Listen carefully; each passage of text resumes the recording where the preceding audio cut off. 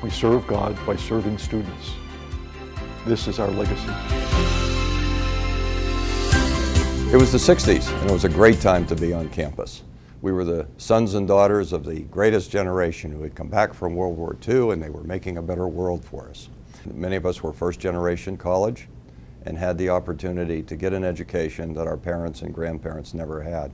And Duquesne was a great place to be because while things were going on in the country that were in turmoil, that didn't happen here at Duquesne. We were busy trying to, well, we were having fun, but we were busy trying to better ourselves. And most of us were working, needed to work to get through school. Whether we lived on campus or lived at home, as I did, and commuted, we left to go to our jobs. But we always circled back and had social activities. But we got a great education during that time, and it allowed us to leapfrog over where our parents were.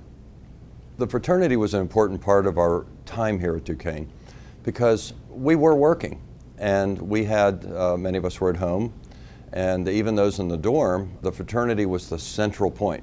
But we weren't like other fraternities because, and sororities here on campus because we didn't have fraternity houses, sorority houses. There wasn't room, and we couldn't afford it anyhow. So we coagulated here on campus, and it kept us on campus. It gave us friends and associations and lifelong associations.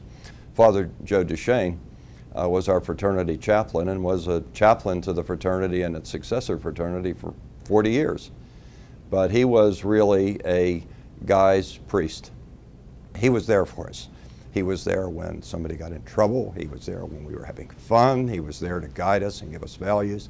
But again, he was part of the greatest generation, so he gave us that generation's values too. So it occurred to me, and I called my fraternity brothers, and we had a breakfast meeting, then another meeting, and then we coordinated it with the development function here at Duquesne, and we started a scholarship fund in Father Duchesne's name. And we had a lot of fun doing it. It was a great rallying point around which we would gather on a regular basis throughout the year.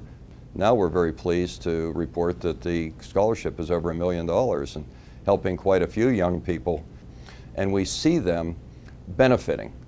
But it's not a total indemnification, full ride scholarship. What's important for people, many people who have other sources of funding, is they need to get over the top. They don't have quite enough. And if they get scholarships, they get grants, they get aid, they have loans, but it isn't quite enough. And so we get them over the top. When I look at the students here today, and I spend a fair amount of time on campus and have a chance to interact given the activities that we have from our fraternity and coming back, these are good, solid young people, no different than we were back in the 60s.